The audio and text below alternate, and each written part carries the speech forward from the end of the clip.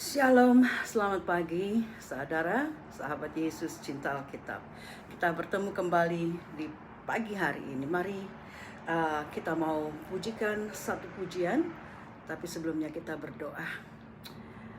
Oh haleluya Bapa, kami ucap syukur setiap saat, setiap hari, karena Engkau Allah yang baik. Kami datang lagi untuk mendengarkan firman Tuhan.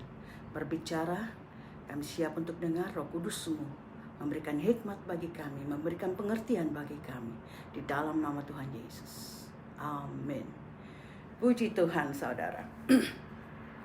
Hari ini kita masuk dalam pembacaan Alkitab dari Matius pasal 6 ayat 5 sampai 14 tentang hal berdoa, yaitu doa Bapa kami. Saya mau memujikan doa Bapa kami, tapi saya cari-cari, saya Google lagunya, tapi kebanyakan tidak familiar ya. Jadi saya harus belajar lagi, susah. Mendingan saya bikin sendiri deh, lagunya jadi gampang. Mari kita nikmati pujian Tuhan yang Tuhan sudah karuniakan kepada saya untuk mengarangnya 2 hari lalu. Di dalam nama Yesus kita nikmati.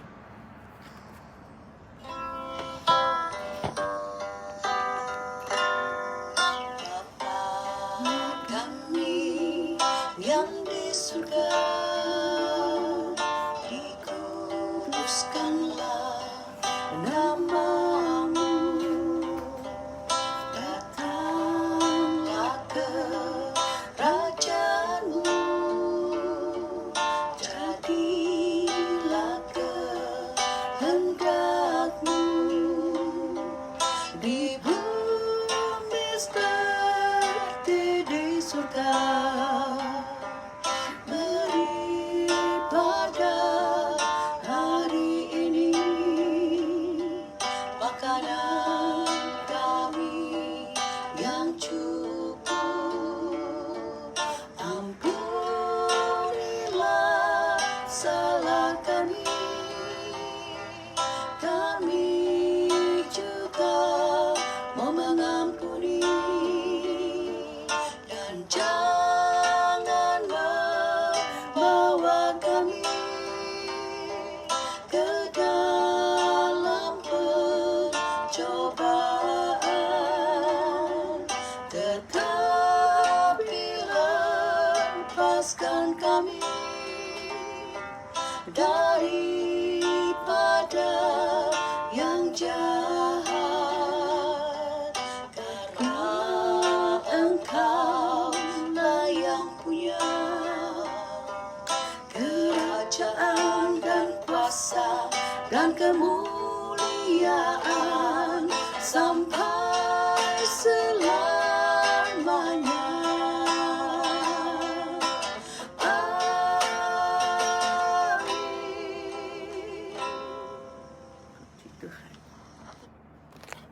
Puji Tuhan. Haleluya. Mari kita baca firman Tuhan. Saya masih perlu center supaya bisa baca lebih jelas dalam nama Yesus. Hal berdoa. Dan apabila kamu berdoa, janganlah berdoa seperti orang munafik. Mereka suka mengucapkan doanya dengan berdiri di dalam rumah-rumah ibadat dan pada tikungan-tikungan jalan raya, supaya mereka dilihat orang. Aku berkata kepadamu, sesungguhnya mereka sudah mendapat upahnya. Tetapi jika engkau berdoa, masuklah ke dalam kamarmu, tutuplah pintu dan berdoalah kepada Bapamu yang ada di tempat tersembunyi. Maka Bapamu yang melihat yang tersembunyi akan membalasnya kepadamu. Lagi pula dalam doamu itu janganlah kamu bertele-tele seperti kebiasaan orang yang tidak mengenal Allah. Mereka menyangka bahwa karena banyaknya kata-kata doanya akan dikabulkan. Jadi janganlah kamu seperti mereka, karena Bapamu mengetahui apa yang kamu perlukan sebelum kamu meminta kepadanya. Karena itu berdoalah demikian. Bapa kami yang di sorga, dikuduskanlah namamu, datanglah kerajaanmu, jadilah kehendakmu di bumi seperti di sorga. Berikanlah kami pada hari ini makanan kami yang secukupnya. Dan ampunilah kami akan kesalahan kami, seperti kami juga mengampuni orang yang bersalah kepada kami. Dan jangan membawa kami ke dalam pencobaan, tetapi lepaskanlah kami daripada yang jahat. Karena Engkaulah yang mempunyai kerajaan dan kuasa dan kemuliaan sampai selama-lamanya. Amin.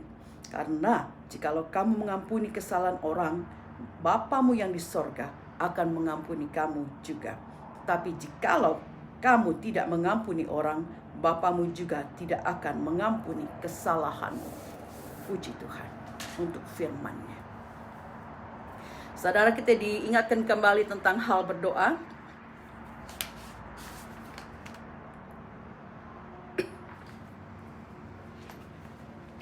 Matius pasal 6 ayat 5 sampai 14. Di ayat 5 dikatakan, jangan berdoa seperti orang munafik yang berdoa di rumah-rumah ibadat dan di pinggir-pinggir jalan atau tempat umum. Dengan demikian mereka sudah menerima upahnya. Demikian dikatakan, yaitu pujian manusia, misalnya seperti sama dengan memberikan sedekah kemarin. Jangan melakukan di tempat umum, tapi kita punya hikmat. Ada sesuatu yang bisa kita lakukan di tempat umum, tapi tetap kita harus melakukan sesuatu tanpa pengetahuan orang lain atau sesuatu yang tersembunyi. Sudah kita bahas tentang orang munafik, yaitu orang hipokrit atau hipokrites dalam bahasa Greek. Mereka berarti aktor dalam teater-teater Romawi pada waktu itu ya. Berdoa di tikungan-tikungan jalan raya bisa dimengerti. Kayaknya bisa dimengerti pada saat itu mungkin untuk mereka ya, untuk pamer begitu. Tapi mengapa? Kalau di tikungan-tikungan raya itu mereka untuk pamer, ya bisa ngerti lah. Tapi kenapa bisa terjadi di dalam rumah ibadah juga? Saudara, karena Yesus mengetahui hati orang-orang munafik ini. Orang munafik ini bukan saja mencari puji-pujian di luar atau di tempat umum, tapi mereka pun mencari perhatian dan pujian orang-orang lain di dalam rumah ibadah. Rumah ibadah bisa juga di gereja, jadi hati-hati juga ya. Kita banyak orang yang bisa mencari atau mau mencari pujian, perhatian itu bukan saja di luar gereja, tapi di dalam gereja pun banyak yang melakukan demikian. Dikatakan biasanya mereka berdiri dengan congkak ya, dan berdoa dengan keras supaya orang lain dengar apa yang sudah mereka lakukan. Mereka bukan mengadakan pengagungan kepada Allah, tapi pengagungan pada diri mereka sendiri. Nah, karena itu Yesus mengecam orang munafik ini. Jadi Yesus mengecam bukan saja ketika mereka berdoa di luar, tapi ketika mereka berdoa di dalam rumah ibadat pun Tuhan Yesus kecam karena sikap hati mereka yang tidak benar. Ayat 6, Yesus menganjurkan kita ketika kita berdoa, masuklah ke dalam kamarmu dan tutup pintu. Jadi ada privacy, saudara. Tempat tersendiri atau tersembunyi dan dari keramaian. Sangat penting untuk melakukan doa yang khusyuk, yang tulus. Dan dikatakan Allah Bapa kita yang melihat yang tersembunyi akan membalasnya kepada kita. Jadi mari adakan hubungan pribadi dengan Bapa kita di dalam doa-doa kita. Saudara tahu sendiri, saya sering nangis, saya gampang nangis. Bukan karena saya susah, tapi karena saya mengingat jiwa-jiwa, mengingat mereka yang mengeraskan hati. Saya menangis.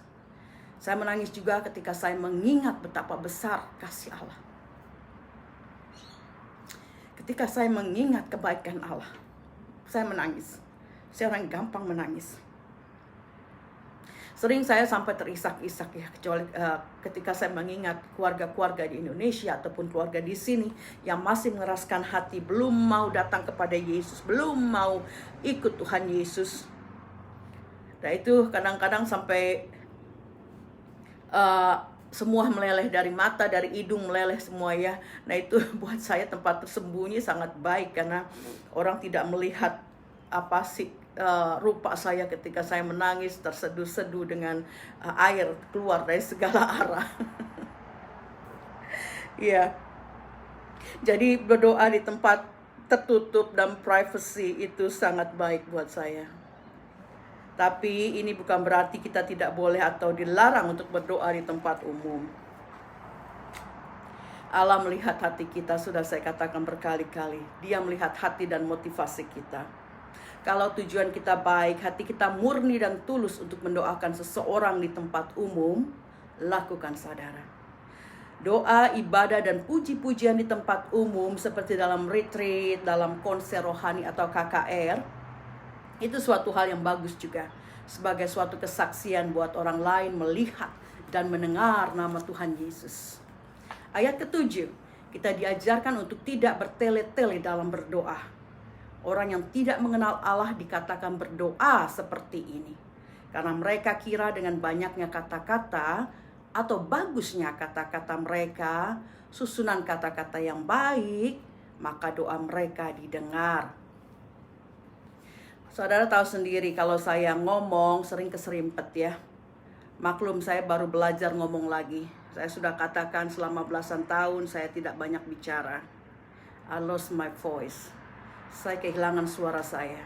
Karena tekanan dan karena kekerasan yang saya alami di dalam lingkungan keluarga saya. Jadi dalam doa dan dalam penyampaian firman pun saya sering keserimpet ngomong saya. Atau juga sering lompat-lompat. Belum selesai sudah my mind ya, karena selalu banyak pekerjaan, jadi baru satu belum selesai sudah lompat ke perkataan yang lain. Bisa dimaklumi saudara. Tapi saya juga tidak terlalu concern ya, tidak terlalu peduli, karena saya percaya Allah melihat dan menghargai hati saya. Allah menghargai hati saya lebih daripada susunan kata-kata saya yang tidak sempurna. Hati yang bersih dan tulus lebih berharga di mata Allah daripada kefasihan berbicara. Karena itu juga saya sedikit bergumul dengan Tuhan ketika ada roh yang mengatakan kamu harus melakukan ini, pembacaan firman ini mungkin tidak banyak artinya buat orang lain, atau orang menganggap sebagai lalu lalang saja, tapi buat saya berarti. Karena itu saya lakukan dengan setia, dan ketika saya memiliki hikmat itu, saya bilang saya tidak pandai bicara, tapi saya lakukan. Ketika kita take a step, Tuhan akan ambil alih. Dan dia menambahkan lagi hikmat dan juga talent kita. Seperti saya sudah katakan kepada saudara, lagu yang barusan kita nyanyikan itu lagu yang saya karang 2 hari lalu. Dalam 1 hari Tuhan berikan hikmat, saya bisa mengarang 3 lagu. Dan yang 1 lagu sudah saya masukkan dalam Facebook. Nanti lagu-lagu yang lain pun akan saya nyanyikan. Puji Tuhan. Bertele-tele dalam bahasa Inggris disebut vain repetition atau pengulangan kata yang sia-sia. Maksudnya janganlah kalau kita berdoa itu diulang-ulang doa yang sama. Balik ke situ lagi cuma supaya panjang dan lama. Nah, ini yang dilakukan oleh orang-orang munafik itu ya, orang yang tidak mengenal Allah. Atau juga orang-orang kafir. Mereka yang sudah mengenal Allah, orang munafik ya. Kan orang Farisi, orang Saduki, para ahli Taurat. Tapi mereka masih melakukan hal yang tidak sesuai dengan firman Tuhan.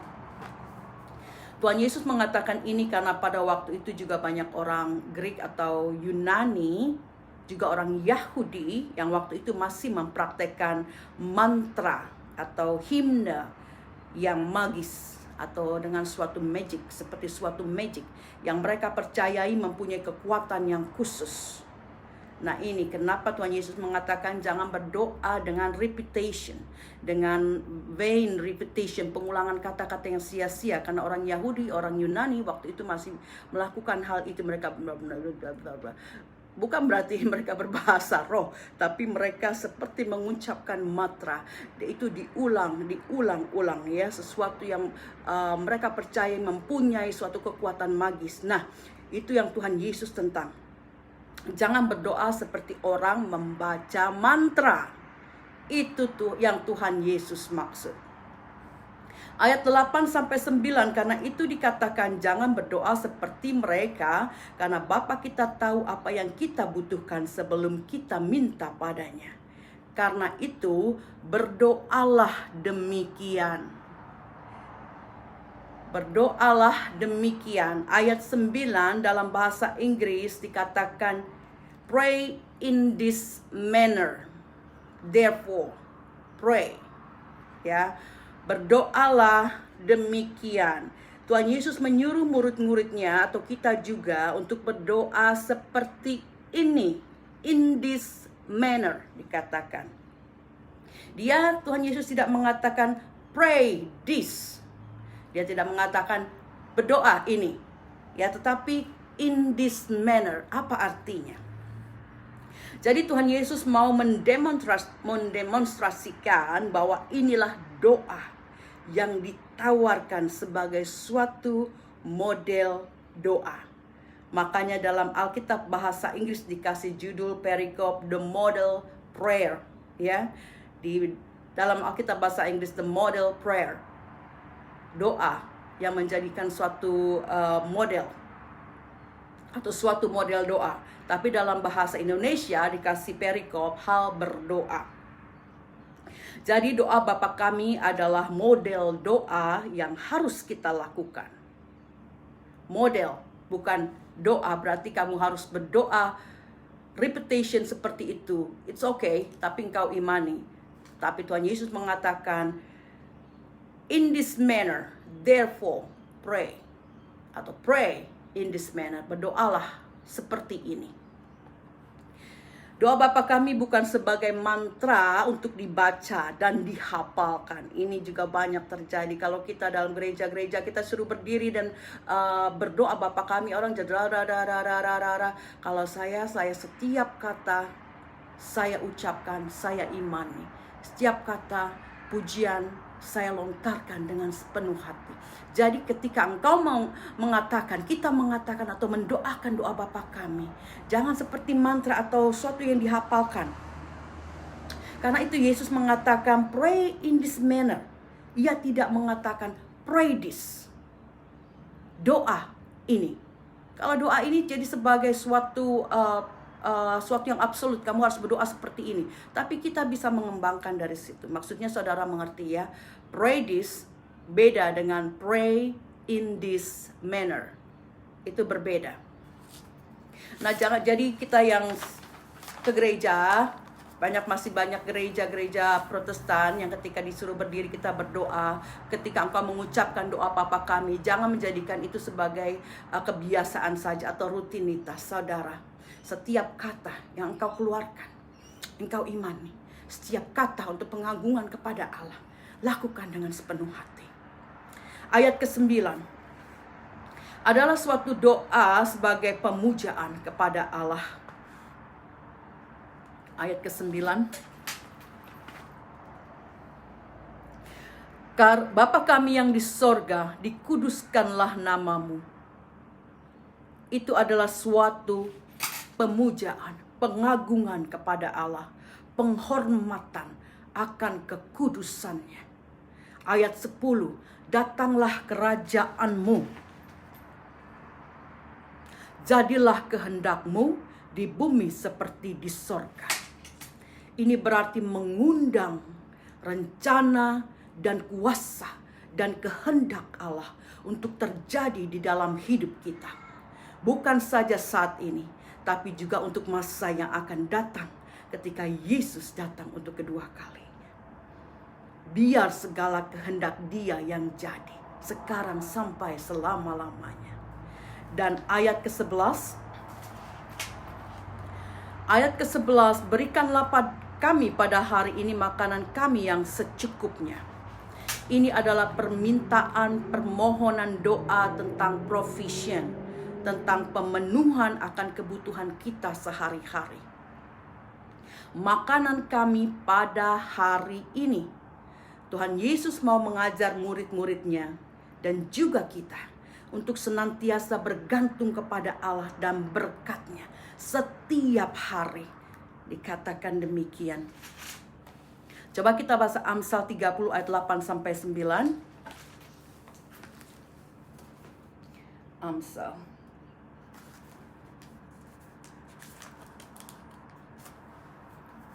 Amsal 30 ayat 8 sampai 9, demikian firman Tuhan. Jauhkanlah daripadaku kecurangan dan kebohongan. Jangan berikan kepadaku kemiskinan atau kekayaan. Biarkan aku menikmati makanan yang menjadi bagianku, supaya kalau aku kenyang, aku tidak menyangkalmu dan berkata, siapa Tuhan itu? Atau kalau aku miskin, aku mencuri dan mencemarkan nama Allahku. Jadi, saudara, yang kita perlukan adalah kebutuhan yang tercukupi setiap hari sesuai yang menjadi bagian kita. Supaya jangan sampai kalau ada yang terlalu kenyang, kaya, berlebihan, mereka jadi menyangkal Allah. Atau juga ada mereka yang miskin dan kurang, dan mereka jadi mencuri dan mencemarkan nama Allah. Kita minta Allah menyediakan makanan dan berkat yang cukup untuk kita hari lepas hari, supaya kita bergantung terus kepada Allah. Kalau kita mempunyai persediaan untuk 20 tahun ataupun untuk setahun, kita rasanya it's okay, kita masih cukup untuk setahun. Tapi kalau kita desperate atau kita putus asa di dalam setiap hari, kita berkat kita cukup untuk satu hari, kita akan terus bergantung kepada Allah. Itu menjadikan hidup kita kuat, iman kita kuat, dan hidup kita lebih dekat kepada Allah. Itu yang Allah mau, supaya kita terus bergantung kepada Dia. Ayat 12 tentang pengampunan.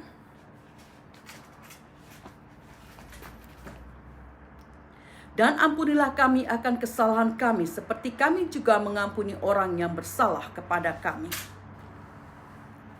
Pengampunan ini ada dua arah, yaitu minta pengampunan dari Allah, seperti kita mengampuni orang lain yang bersalah kepada kita. Tapi mana yang duluan? Kita minta ampun dari Allah atau kita ampuni saudara kita dulu? Jadi jelas saudara, ampuni saudara kita dulu, baru kita datang minta pengampunan dari Allah. Karena engkau datang kepada Allah minta pengampunan, Allah akan mengatakan juga, pergi ke sana, engkau minta ampun dengan mereka dulu. Jadi kita datang kepada saudara kita dulu. Kalau engkau punya persoalan dengan seseorang atau orang lain, lakukan dengan dia, bereskan dengan dia, selesaikan dengan dia, baru engkau datang kepada Allah. Kita ingat tentang persembahan yang mau dibawa ketika engkau mau mempersembahkan sesuatu. Mempersembahkan berarti kita membawa hidup kita, atau juga ketika kita datang ke gereja untuk menyembah Tuhan, untuk mempersembahkan pujian penyembahan kita. Engkau pergi, kalau engkau masih ada sesuatu dengan seseorang, bereskan itu dulu. Jadi kita lakukan apa yang Allah kehendaki untuk kita lakukan. Ampuni saudara kita, dan kita datang kepada Allah untuk minta pengampunan. Puji Tuhan. Ayat ke-13.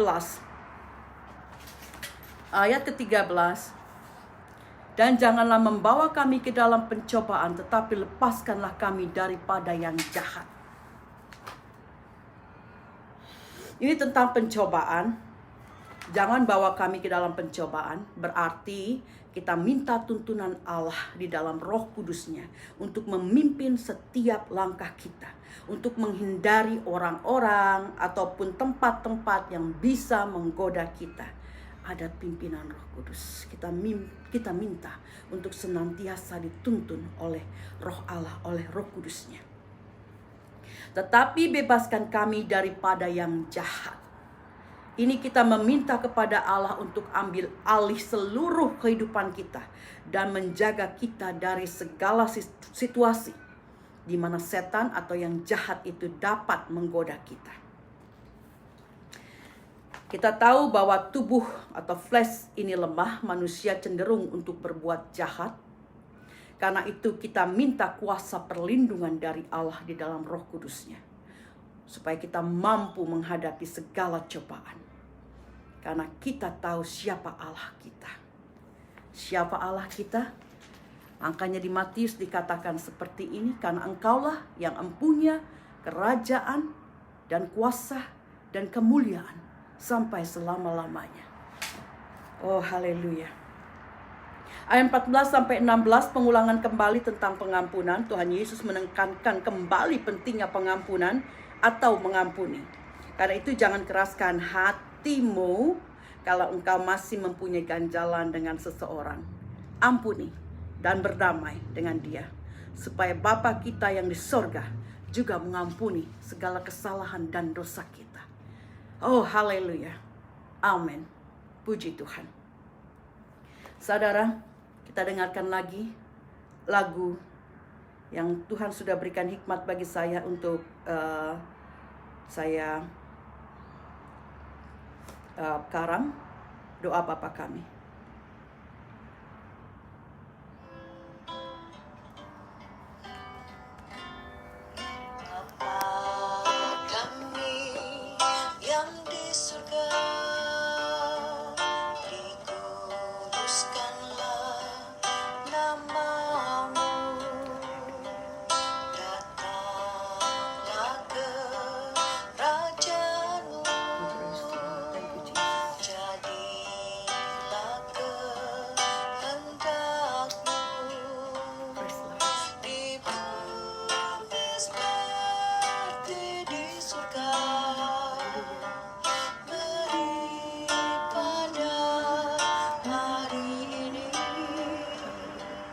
Makanan kami yang cukup,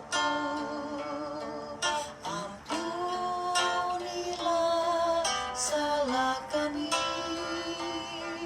kami juga mau mengampuni, dan jangan membawa kami ke dalam pencobaan, tetapi lepaskan kami daripada yang jahat, karena Engkau-lah yang punya kerajaan dan kuasa dan kemuliaan sampai selamanya. Amin. Puji Tuhan. Puji Tuhan. Haleluya. Amin.